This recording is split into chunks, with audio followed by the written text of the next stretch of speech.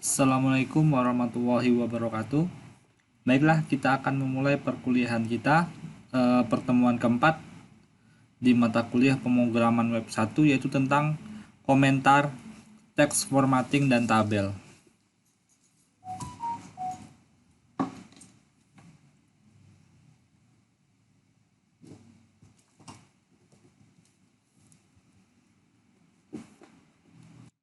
Yang pertama yaitu komentar pada pemrograman.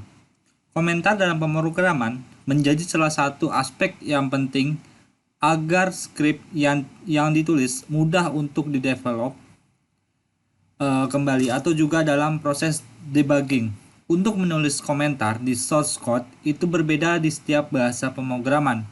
Jadi ada aturannya sendiri agar komentar tidak dianggap sebagai statement atau perintah. Nah, yang pertama yaitu contoh pada HTML. Nah, contoh pada HTML ini adalah buka kurung, ada seru, strip 2 kali. Terus isi komentarnya apa? Terus ditutup dengan strip 2 kali, tutup dengan tanda kurung siku. Nah, ini adalah contoh dari isi dari komentar pada HTML. Nah, di sini ini tidak akan ditampilkan di webnya atau di tampilan webnya nanti.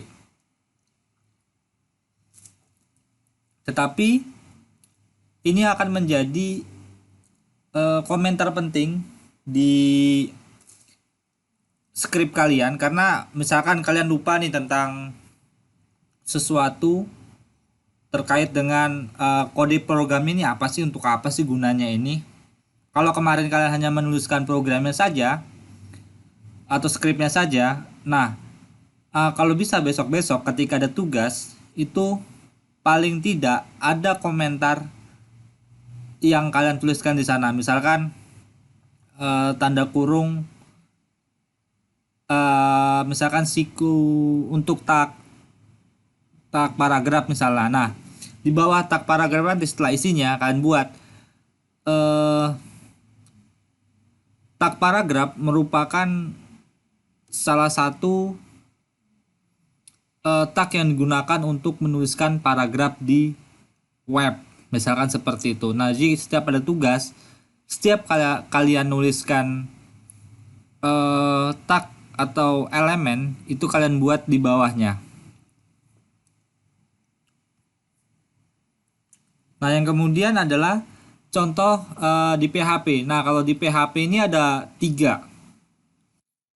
Yang pertama yaitu garis miring atau slash 2 kali untuk menulis komentar dalam satu baris.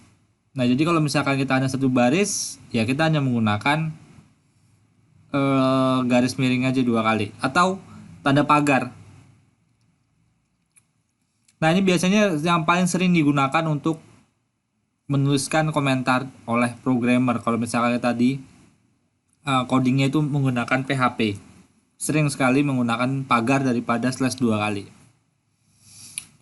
Nah, yang kemudian kalau misalkan kita agak panjang, tadi kalau misalkan di HTML tadi cuma satu aja yang digunakan. Nah, di HTML ini berbeda dengan yang di PHP. Nah, kalau untuk memulainya itu garis miring bintang. Habis itu kita tuliskan apa yang mau kita tulis. Kalau misalkan lebih dari satu baris, nah itu bisa menggunakan yang slash bintang ini, ditutup dengan bintang slash. Kalau misalkan satu menggunakan pagar, kalau menggunakan agak banyak sedikit yang mau kita blok itu agak menggunakan yang slash bintang. Itu di PHP. Nah, kemudian di CSS itu hampir sama dengan yang di PHP tadi, tidak ada bedanya yang menuliskan, tapi bedanya adalah di CSS hanya satu, yaitu yang untuk, kalau di PHP tadi untuk memblok banyak paragraf. Nah, kalau ini bisa semuanya. kalau di CSS, tapi hanya satu saja yang digunakan. Nah, kemudian kita masuk ke dalam text formatting pada HTML. Nah, HTML text formatting adalah tag HTML yang berfungsi mengubah bentuk tampilan dari teks. Dengan menggunakan tag HTML ini, kita bisa membentuk teks seperti tebal, miring, garis, bawah, teks berpangkat, dan lain sebagainya. Nah, ini adalah contoh dari penggunaan text formatting tadi. Nah, kalian tuh kebanyakan nulis script. Yang saya perhatikan di tugas-tugas kemarin itu, saya melihatnya itu headnya itu kalian isi yang lain-lain. Padahal kan sudah saya jelaskan sebelumnya HTML. Setelah HTML itu head. Head itu digunakan untuk title. Terus kalau misalkan di CSS itu beda lagi yang digunakan script yang digunakan di sana di head itu. Nah, ini kebanyakan dari kalian headnya itu kadang-kadang tulis headnya saja, terus penutup headnya itu tidak ada, ditambah bodinya kalian juga tidak ada, bodinya hilang kan. Nah, itu yang banyak kesalahan dalam menuliskan script di HTML ini. Nah, besok kalau misalkan waktu praktikum di laboratorium, kita akan cobakan lagi penulisan ini. Apa sih yang kalian bingungkan di sini? Jika tidak bisa datang ke laboratorium, bisa tanyakan juga ke WhatsApp grupnya atau di WhatsApp pribadinya. Nah, pasti di mana-mana HTML itu duluan. Headnya itu hanya untuk title kalau misalkan web sederhana seperti ini. Nah, setelah head, setelah title itu pasti ditutup dengan head lagi. Kemudian baru dituliskan bodinya. Nah, kalian ini terkadang-kadang di tugas-tugas tersebut ada headnya, tapi bodinya itu dihilangkan. Iya, tampil juga dia di sana. Cuman ada beberapa nanti yang tidak tampil. Kalau misalkan kita udah lebih lanjut lagi. Nah, ini misalkan adalah kalau kita nulis biasa itu menggunakan P aja, itu tidak ada spesial formatnya ya, tulisan biasa saja gitu. Nah, kalau misalkan kita menggunakan tag atau elemen B ini, nah ini adalah untuk boldnya. Kemudian untuk strong juga ada, itu menggunakan strong. Terus italic itu menggunakan I. Terus untuk tag emphasize-nya itu menggunakan EM. Mark-nya itu kemudian ada elemen mark. Itu untuk yang di highlight-nya. Kemudian del, contoh teks yang di del itu seperti ada garis, ibaratnya kita kayak menggaris beberapa kalimat di sana. Nah, kemudian ada insert, kemudian juga ada text subscripted dan text super subscript. Nah, ini digunakan untuk atas bawah kalau misalkan kita menggunakan rumus. Nah, setelah body pasti ditutup dengan body lagi. Nah, jadi di sini HTML ditutup dengan HTML. Yang paling atas ditutup dengan yang paling bawah itu HTML. Kemudian head, di sini headnya, setelah title habis baru headnya ditulis di bawah titlenya ini. Kemudian body, setelah siap nulis script dari HTML ini ditutup lagi oleh body. Kemudian juga HTML. Jadi jangan salah-salah ketika kalian menulis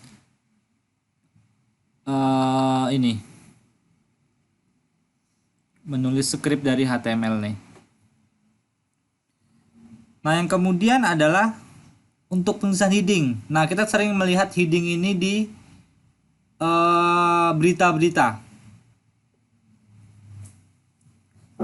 Kita contohkan aja heading yang ada di berita. Coba kita buka di Detik.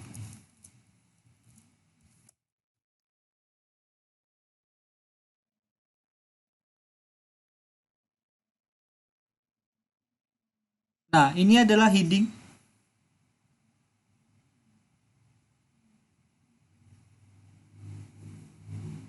Heading yang dibolkan.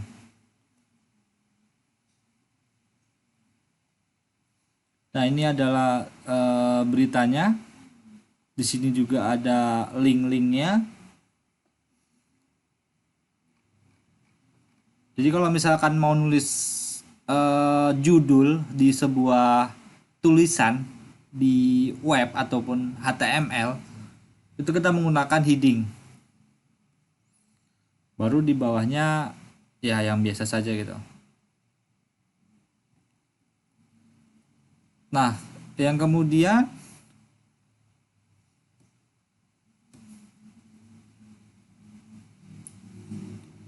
penulisannya sama saja di sini heading itu. Penulisan untuk HTML-nya sama saja sama yang tadi, cuman di body tadi diganti-ganti. Nah, jadi setiap kalian nulis HTML itu kalian buat setiap coding yang akan ditampilkan di websitenya itu di dalam body. Ini yang script untuk dasar dulu. Nanti kalau misalkan kalian mau tahap lanjut ya terserah. Tapi kalau kalian ingin belajar dari awal, isi dari script apapun yang akan kita tampilkan di website itu harus di dalam body. Nah, kemudian adalah tabel.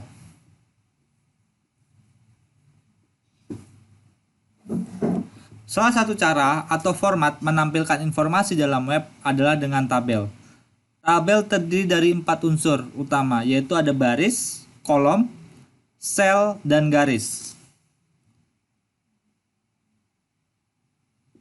Ini baris, ini kolom, ini sel.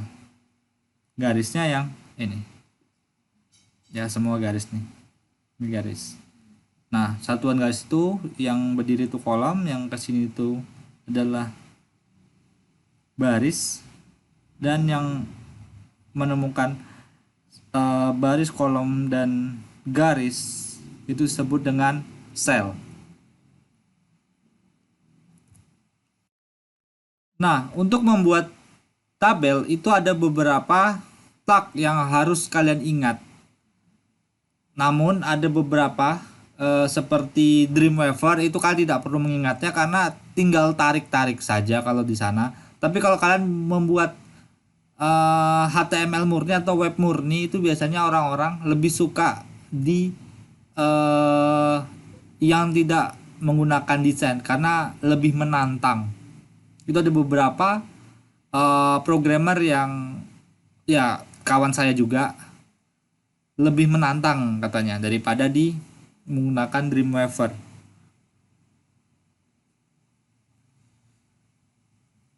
Nah, yang pertama itu adalah tag table untuk membungkus tabelnya.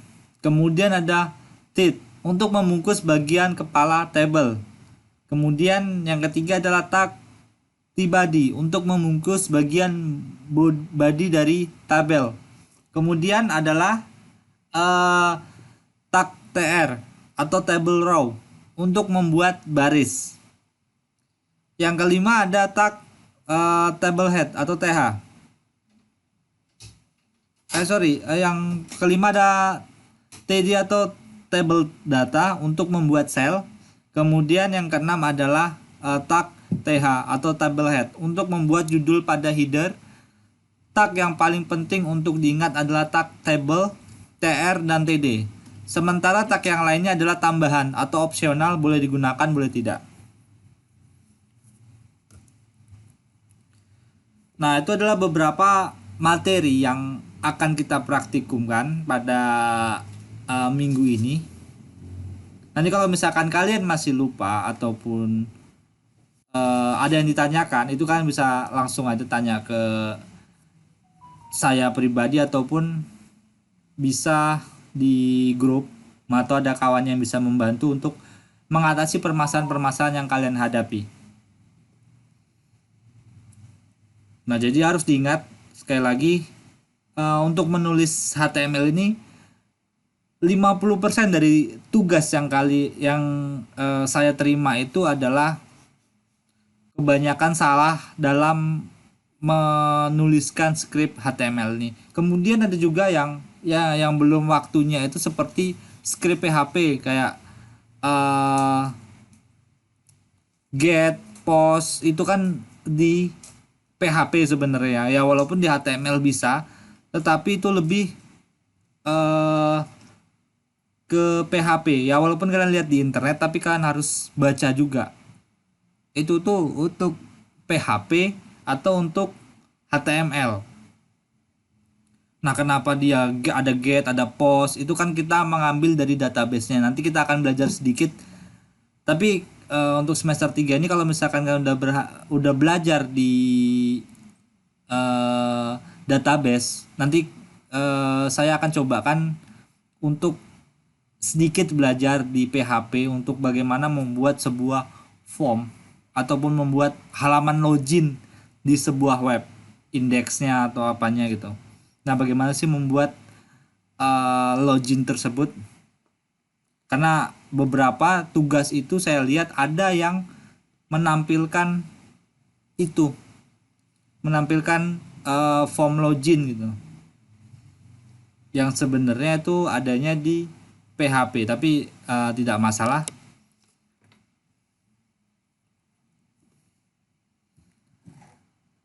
Tapi kalian harus paham dulu, nanti setiap tugas berarti harus ada komentarnya. Saya pengen tahu pemahaman kalian terhadap sebuah tag ataupun elemen yang kalian gunakan itu seperti apa. Kenapa kalian menggunakan ini buat apa gitu misalkan.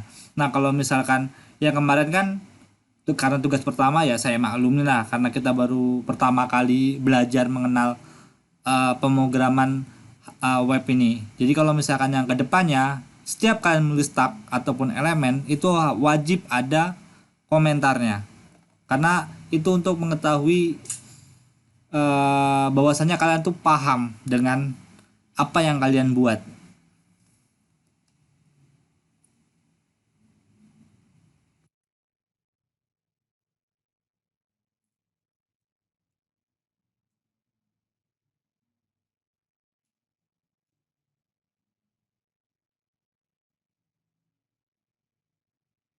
Nah, mungkin nanti kita akan ada tugas lagi di pertemuan 4 ini ya, setiap kali, karena kan kita kemarin paling banyak itu ya, nggak paling banyak, tetapi di tugas itu adalah paling besar untuk komponen penilaiannya. Jadi ya setiap kali kita masuk paling tidak itu ada tugasnya untuk kalian pahami lah.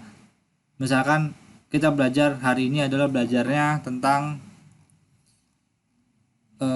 materi ini, komentar, teks, formatting, dan tabel. Nah, paling tidak kalian buat tugasnya di sana dengan digabungkan semuanya nanti. Nah, dan harus ada komentarnya di sana setiap tag yang kalian gunakan. Itu nanti kita jelaskan di praktikumnya. Jadi saya pengennya itu setiap kalian buat tugas, kalian paham apa yang kalian buat tagsnya. Jadi itu nanti akan berfungsi kalau misalkan kalian jadi programmer. Ya mudah-mudahan banyaklah dari kelas ini yang menjadi programmer. Karena gaji programmer kalau di perusahaan besar itu 2 digit gajinya. Kalau di perusahaan besar biasanya. Karena ada beberapa teman saya yang sudah pergi duluan, mencicipi dunia internasional. dan dia dipekerjakan di Singapura, gajinya lumayan besar mereka di sana. Terus ada juga kawan saya yang saat ini bekerja di kantor gubernur Jakarta. Ada 2 orang alumni dari STEMIK Amik Riau yang bekerja di sana. Yang satu programmer, yang satu lagi dia masuk ke jaringannya. Dan mereka sudah sukses lah di Jakarta sana. Dan banyak lagi programmer-programmer lain yang bekerja di instansi pemerintahan seperti di Riau nih. Untuk programmer di Diskominfo-nya itu sebagian besar itu adalah alumni dari STEMIK Amik Riau. Nah jadi kalian tuh harus punya basic programmer minimal 1. Ya terserah mau programmer apa, mau Java kah, PHP, Android dan lain sebagainya tuh bebas. Ataupun nanti kalian kalau bisa Python juga lebih bagus, itu gajinya lebih besar lagi kalau kalian masuk ke data science. Yang penting ada satu pemrograman yang harus kalian pegang.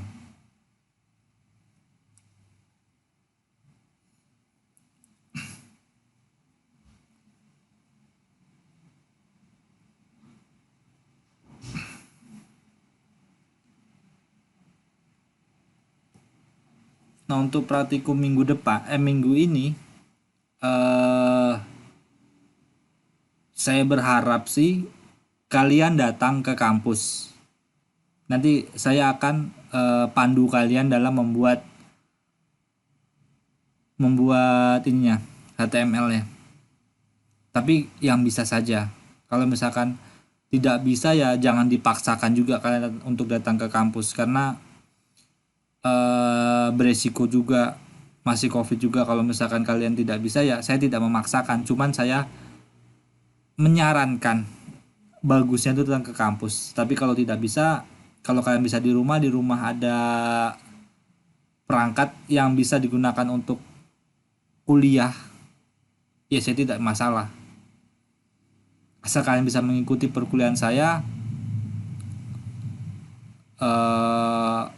izinkan gitu untuk mengikuti mata kuliah ini dari jauh. Karena ada banyak juga yang harus kalian kerjakan. Ya mungkin bukan di mata kuliah ini aja, mungkin ada di mata kuliah lain yang praktikum. Jadi jika kita bingung, kita bisa langsung tanyakan ke dosennya. Sehingga kita lebih mengerti dibandingkan dengan ya mungkin WA ataupun di Google Classroom. Tapi mudah-mudahan pandemi ini cepat selesai biar kita bisa ketemu lagi di kampus sehingga perkuliahan yang kita inginkan secara normal itu cepat terlaksana.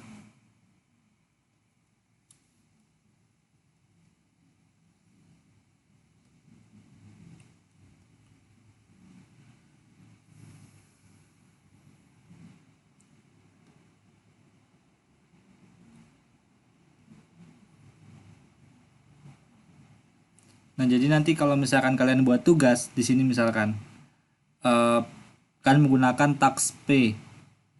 Nanti di bawahnya kalian buat komentarnya. P ini digunakan untuk teks tanpa spasi special format misalkan. Terus yang kalau misalkan kalian bold, kalian menggunakan task atau elemen B, ini juga kalian bisa gunakan di bawahnya menggunakan komentar. Task B ini digunakan untuk membuat teks menjadi tebal atau bold.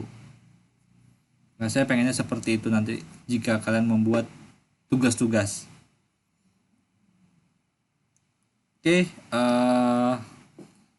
karena sudah selesai materinya,